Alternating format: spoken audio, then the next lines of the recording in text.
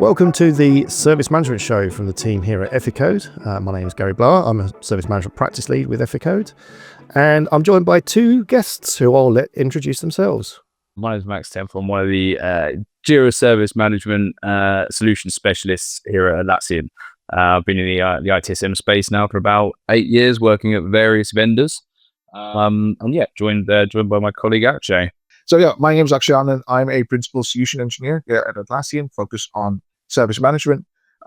Like Max, my background has been in service management for many, many years. And prior to joining Atlassian, and I think we'll probably touch upon this later on in the discussion, I was the product ambassador for ITIL for working at Axelos. And I've been to many service management conferences, vendor conferences, as well as industry conferences. And I'm here to talk about what that could offer to you lovely listeners. Yes. So as Akshay said, so the topic this month, and as you'll hear later on, we've all just been to an event, is conference season. So service management conferences. So every spring, and to a lesser extent, every autumn and fall, is really the main conference season. And within the service management world, we do love a conference. So we love to get together with our peers and discuss things. And we thought we would share, with the viewers and listeners, sort of our take on those sorts of events, what we've got out of them in the past ourselves, and what we see the real benefit of those. But so to kick things off, I'm going to go to you, Akshay, because obviously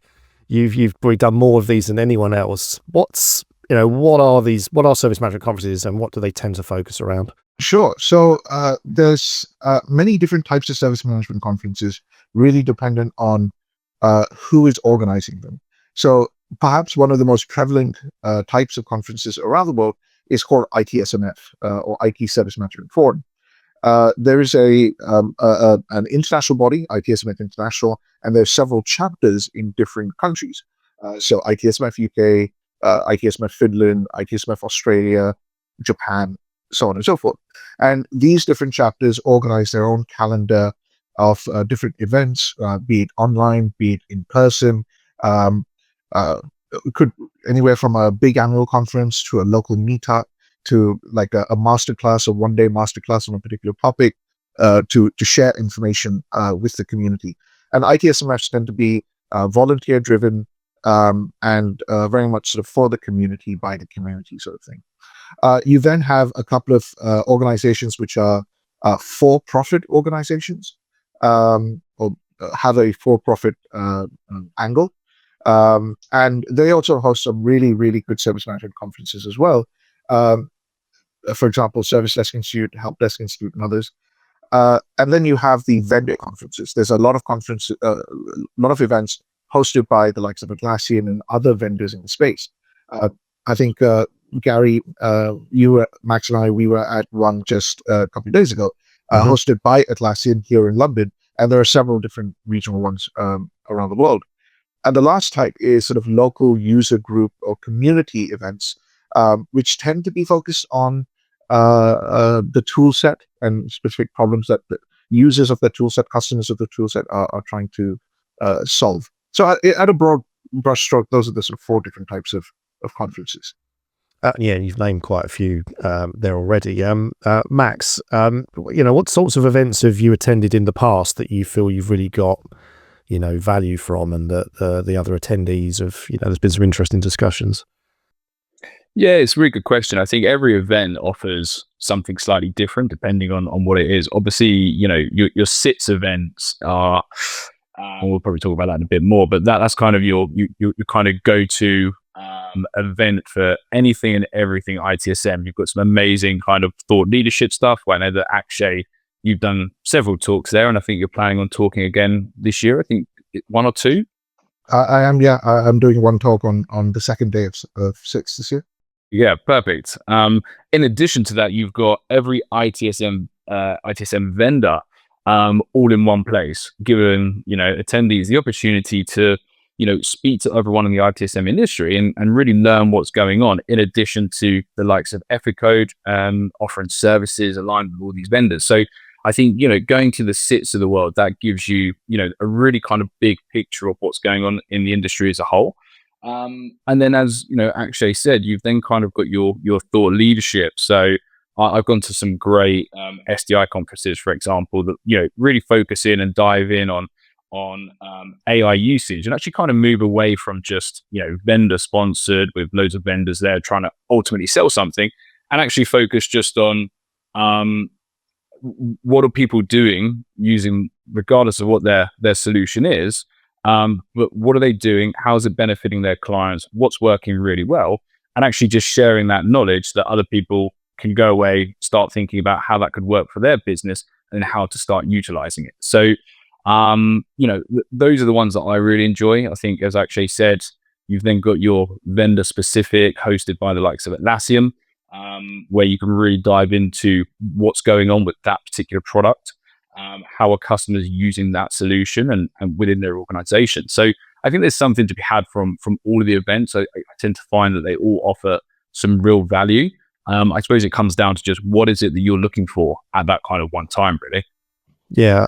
It would also, just to jump off the back of that, I realized, shame on me, that I didn't mention the partner conferences. So I know Eficode, for example, you've done loads of different events or sort of conferences, certainly across Europe. I know of a few that you've done. Yep. There was the DevOps Agile one recently, for example, and you do loads of webinars and stuff like that. So that tends to be focused on a particular solution area or a particular technology.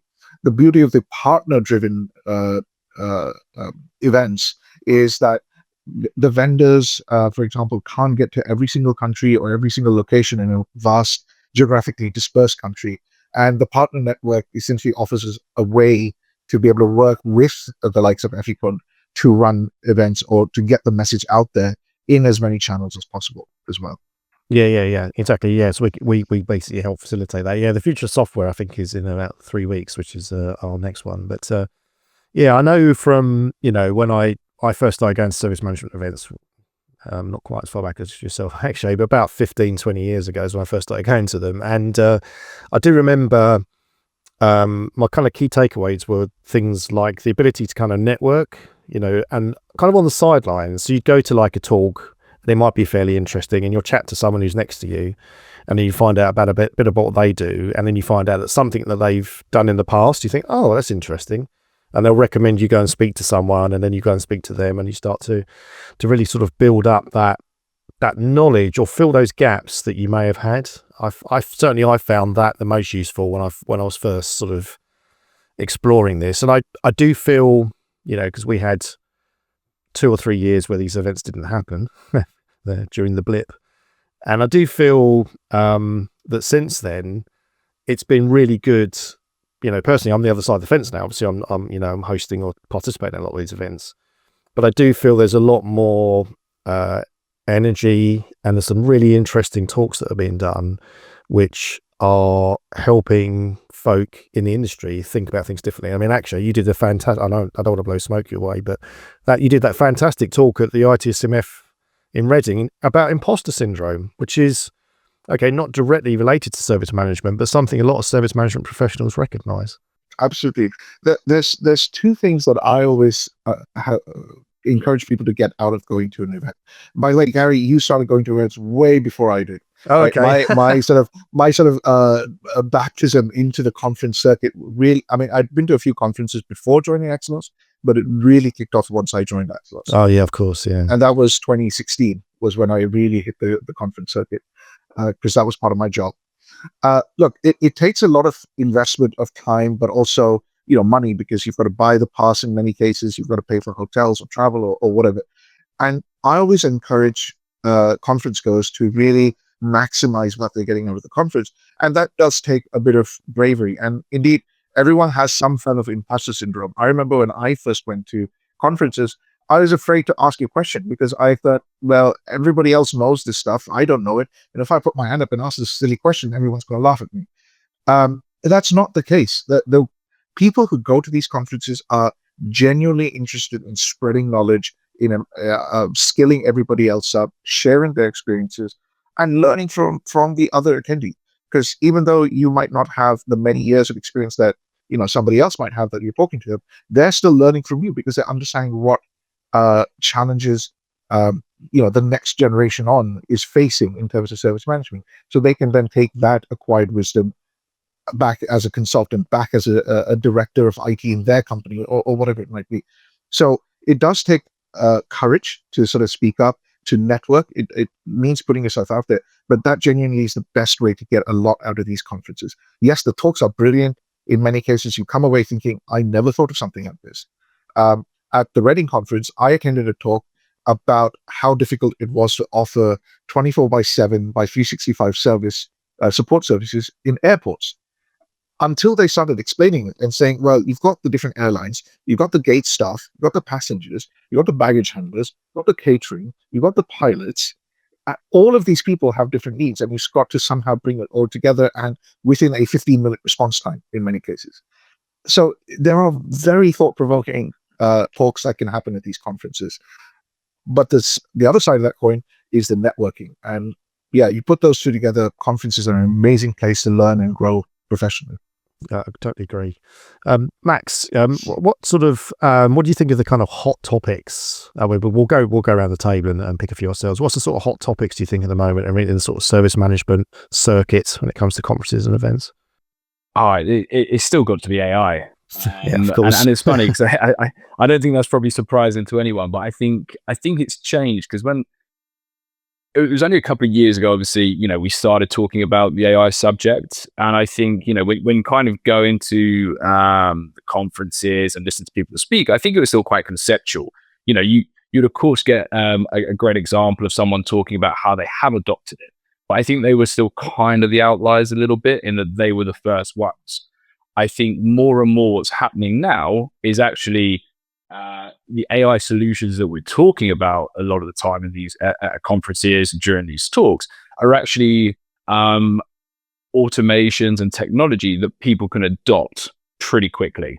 And actually the level of or the foundations that need to go in it, or the path to access that is much quicker. So although we're still talking, I think, about the same thing that we have been for what feels like a couple of years now, actually, I think it's progressed really well, in that actually this is AI technology that everyone can adopt and everyone can realize value from really quickly. And that's the key thing, I think, for me. And it's really interesting to hear these stories, because you start to, I think there's the kind of generalized use cases that we're all starting to expect and to see, and that's great. But then you start to see how someone's used it in a really unique way. And actually you start to stop and think, oh, great, what else can we do other than just summarize tickets, which really powerful, really useful. But, we want to start thinking more now about, okay, what are the real use cases that are going to add greater value, but also be implemented in a kind of really easy, low cost, quick time to kind of market almost approach. So I think, automation, AI, still the massive buzzwords. I don't think they're going away anytime soon. But yeah, really keen to kind of see how actually organizations and people are starting to utilize it even more. Yeah, agrees. The one I've been really pleased to see has come back again, because I actually majored from university in human-computer interaction. So that's my kind of initial background, actually. And what I've really appreciated, I went to itSMF Helsinki, and there were a couple of really good talks there on human-centered design. And sort of, using that in terms of, because there's a kind of feeling that, some elements of service management where technology's become, really, almost too much. It's still stepping back and actually thinking about the user experience and what they're looking to get out of it. And these things are cyclical, aren't they? Every 2 or 3 years it comes back around again. But it does seem the last year, because there was the same in Reading and a few other events I've been to. It may also be I'm just gravitating towards those talks, but I'm just pleased to hear that, that kind of putting with all the great stuff that AI does, thinking about the human at the end of it is also good. Mate, yourself, actually, any sort of topics that have piqued your interest recently? Yeah, I mean, Gary, I think you're absolutely right in saying it kind of depends on what you're looking to get out of the conference, and you will start to gravitate towards certain conferences or certain tracks in a particular conference. So yes, there is a lot of buzz about AI, and AI is showing up in a lot of different places, whether that's AI ops, whether that's AI for service desk agents, AI for end users, and so on. You'll find plenty of talks, and they're very interesting. Some tend to repeat what other people are saying, but there are some diamonds in the rough if you can find them. So for myself, I have been greatly encouraged by, I mean, this is probably just a few trickles of, a few pebbles rolling down the mountain, and I'm hoping it becomes an avalanche at one point. I'm really encouraged by how certain itSMF chapters, certain other conference organizers are trying to lean into things like mental well-being of service management professionals. Service desk staff especially, and IT ops engineers as well, have an incredibly difficult job in many cases that they have to do 24/7. They're working unsocial hours, waking up in the middle of the night to respond to calls. That causes stress at home, that causes stress, physical and mental, to the individual. And it's never really been addressed in a satisfactory manner as an industry. And I'm very heartened to see, especially itSMF UK has really taken up that baton and makes mental well-being a track within their conference every year for the past few years. In fact, the talk you referenced, Gary, about imposter syndrome, that was sort of my growth story and how I deal with imposter syndrome. That was accepted under the sort of mental well-being track, and it was very well received by the audience as well. So I'm really encouraged to see that. The other thing which I think I'm seeing a lot more chatter about is things like AI, but how do we govern AI? What are the ethics around using AI? And I remember talking to a gentleman by the name of James Finister here in the UK. He's a AI ethicist, I think is how he describes himself. And he was saying, well, think about it from a facilities management standpoint, ESN use case. Let's say somebody puts in a ticket saying, I can smell smoke from the electrical switch and the lights are flickering or whatever. But an AI deprioritizes that ticket. And a few days later, there's an electrical fire and the building, there's building damage and all sorts of other things. Where is the ethics and the liability, therefore, in such a scenario? How do we govern the use of AI so we don't have that sort of a situation? And I think that's the next level of discussion beyond how do we summarize comments, how do we deduplicate alerts, etc. There's also got to be the conversation of when is it right to use AI, when is it not right to use, and where are the human controls in the system? And the third topic that I think that's gaining traction right now is, I mean, DevOps is now what, 10-ish years old, maybe a little bit more than 10 years old at this point. I don't want to say it's commodity, but everybody's doing DevOps. So in a way, if everybody's doing it, then nobody's doing it. Sort of nobody's special, right?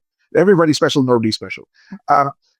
But product management as an industry continues to evolve, and there's a conversation that needs to be had about how does service management now update itself to sit alongside modern product management techniques and approaches. How does it need to evolve, and what's the direction in which it has to travel? That's starting to get a little bit of traction now, and that's also encouraging to see. Yes, yeah. Funny enough, I had a discussion on that this very day, this morning, before we were recording around that as well. And also, I want to also call out, you mentioned the itSMF and the mental health and well-being. They've teamed up with the Women of itSM this year as well, that group. And I know they've got an event planned later this year, because there's lots of, again, a broad spectrum of topics around the challenges that women have faced in this industry, particularly around things like childcare and stuff. So we interviewed a lady from that group a few shows ago. So I refer folk back to that video as well. Right. So let's talk about Atlassian Connect. So we've just come from that. That was 2 days ago now. Max, do you want to sort of just give a brief overview of what Atlassian Connect was, just for anyone who didn't attend? Yeah, absolutely. So this was actually my first Atlassian, certainly first Atlassian hosted event. And, for me, it was always going to be quite interesting because, I hadn't been to one of these. I've done it at other vendors. So it's always quite interesting to compare how these are run and where that value is. I think this was a great opportunity for clients or non-clients to really come on site, meet the Atlassian team as a whole. I think we were pretty well represented. Also meet our partners, the likes of Eficode there, supporting us along the way. And really not just really good to see what we're doing, how JSM is constantly evolving, what we're focusing on, where we see the product growing, but also, a lot of thought leadership. So we had great presentations by Akshay talking about some of the subjects he's mentioned there, including, AI governance, shadow AI, kind of all of these things that are really pertinent right now that organizations are actually starting to really consider. In addition to that, we had some great fireside conversations with customers that are kind of on separate journeys. Some have, been with Atlassian for a really long time, utilizing JSM. Some had just adopted it and kind of really going through that process of building it up from the ground. And then, of course, the breakout sessions. So I think it was certainly a really packed day. The feedback that we've had is that, it was a good opportunity to see that progression of Jira Service Management. Obviously, I think we forget that it's still a relatively young tool compared to some of the other solutions out there. And this was one of those great opportunities for us to provide an oversight as to what we're working on, what's been developed, what's available now, and what's coming in the near future. And I think that was all really well received. Yeah, I agreed. And I actually spoke to, so I tend to find at the Atlassian Connect events that we actually meet a lot of our existing customers, and because they obviously come along to get the latest news and do a bit of networking stuff. And what's good for someone like me as a practice lead is I get to talk to these guys sort of 3-4 years into their journey now. I originally spoke to them when they first were looking to adopt Jira Service Management. And, once you've done that, you might, you're not really involved that much more unless they've got their own problems or want to change things. So it's good to hear how they've it's matured with them and they've done some really clever, cool things with it, and that, they're getting the most value out of the product. And it's good to having those sort of catch-ups. So from my point of view, it's great to have those conversations, to hear, just the stories about what people have been doing. You said the fireside chats and stuff as well. It's another good way of getting those customer things. And the good thing is, if you come to these events, you get a chance to speak to these people. So, I caught up with some of them when they were having lunch, and they were chatting to some other people around the table and sharing stories and stuff. And that's really the real benefit. Yeah, absolutely. Actually, now this is the first of many. So this is a busy season for Atlassian. So do you want to sort of outline what's coming up and what folks should look out for? Yeah, sure. We've actually, London was actually the third Connect event that we've done. The first two were New York and Chicago. We did London earlier this week, so that was on the 4th of March. So we're reporting on the 6th for those of you listening at a later date. And there's going to be one in Munich, which is going to be on the 11th of March as well. After that, we then have Team 25 in Anaheim in California. That's the big Atlassian user event, hosted by Atlassian. And that covers all sorts of products and solution areas, Confluence, Jira, Trello, JSM as well, of course. But it's much more broader. Lots of people there. It's a huge conference. And then shortly after that, back in London, we have SITS. The full acronym, I keep forgetting, but I know the TS is trade show, because that's what it is. It is a trade show for ITSM vendors to come up, pitch their tents, show off their wares, their products, their solutions. Huge space over at the Excel Center here in London. You can easily spend the full 2 days just talking to every single vendor over there and comparing solutions. But the nice thing about SITS also is that you've got some other sort of adjacent vendors also there. Yes, you have the partners and consultancies and boutiques there as well, but you also have companies like Happy Signals, for example. Their outfit out of Finland. They run they have a product that allows customers to gather better insights into customer satisfaction and sentiment and all of that sort of stuff. More towards this experience level management domain. So you have sort of adjacent vendors there as well. And so, I would say it's well worth their while to attend. After that, it does die down. Gary, to your point, you then have to wait for the autumn before you start getting loads of itSMF ones. And I think Support World over in the States will also happen in the autumn Northern Hemisphere, for those of your listeners who are in the Southern Hemisphere. But there are also some events that go on into the winter as well. I think Helsinki, the itSMF Finland one is usually in November.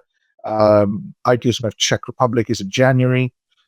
So there's, it's spreading out a little bit, but I think it tends to be a low season when these things happen, which is why you're always going somewhere really cold or somewhere really hot Yes. for these conferences.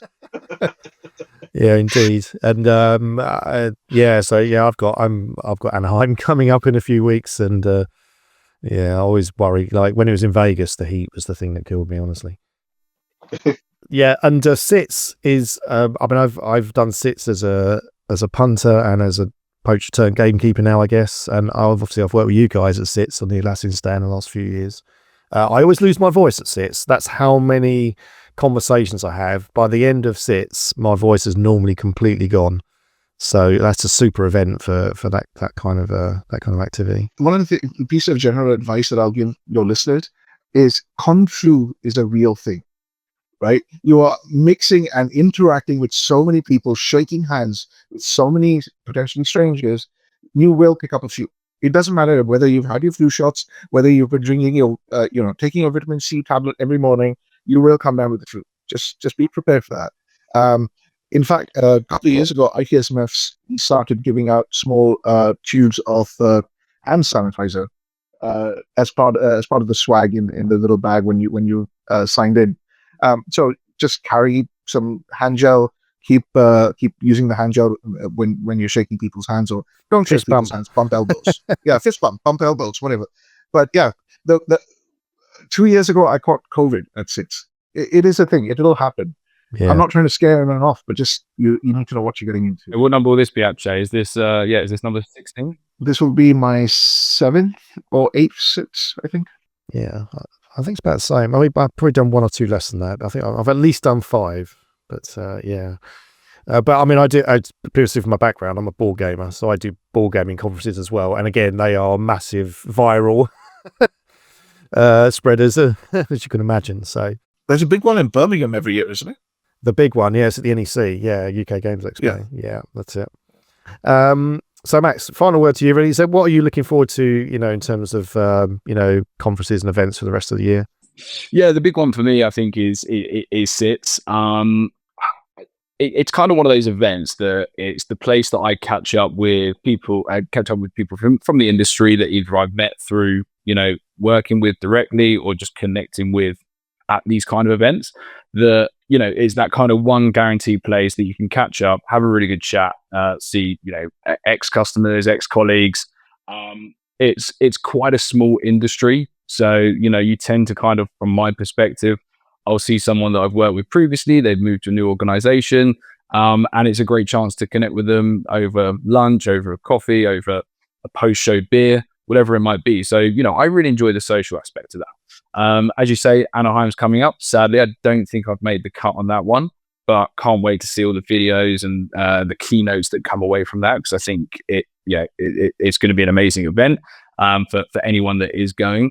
So yeah, I think those are my 2 kind of key ones. The conference season is a little bit quieter for me, I think, compared to yourself and Akshay.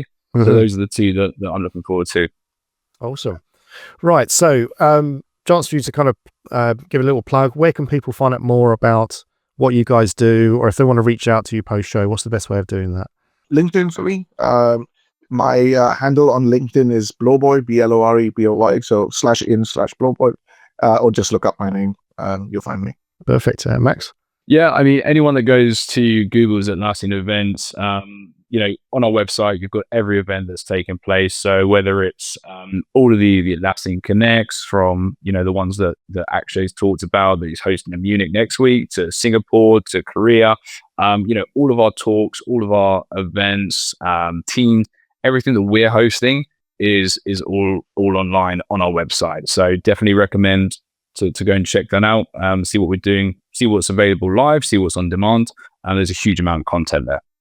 Right. Okay. Thank you very much, gentlemen. So just my usual final wrap up to those of you that are listening or viewing. Do please share this podcast with your friends and colleagues if you think they'll get some benefit from it and they're interested in service management and the service management topics we cover. The usual thing you see on the YouTube videos, do like and subscribe, because that always helps. And if you do leave comments, we do reply to all the comments that you leave, either on LinkedIn or on the YouTube channel. So yeah, if you've got any sort of top tips or stories about conferences you've done, or you've really enjoyed, or even quite crazy after parties, because they're often the funniest stories, then by all means do let us know. So at least we do wish to thank both Max and Akshay for joining me this month. Thanks for having us. Thanks for hosting us, Gary. No, you're welcome. And we'll be back next month with another service management show, probably the one after Team 25. So there might even be a little bit from that. So I do hope you join us then.